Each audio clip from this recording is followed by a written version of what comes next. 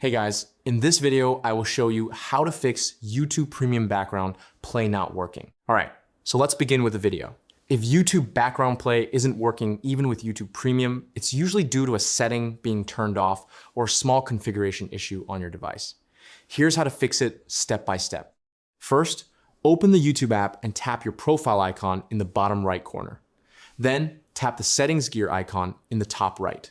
Scroll down and go into playback settings. Here, make sure picture-in-picture is turned on.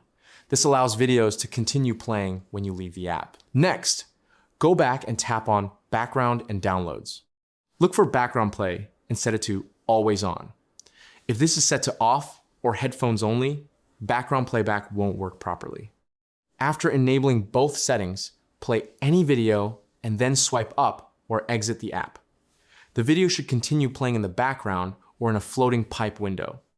Also note, some videos, like music videos with restrictions or content marked for kids, may not support background play, even with Premium, and that's it.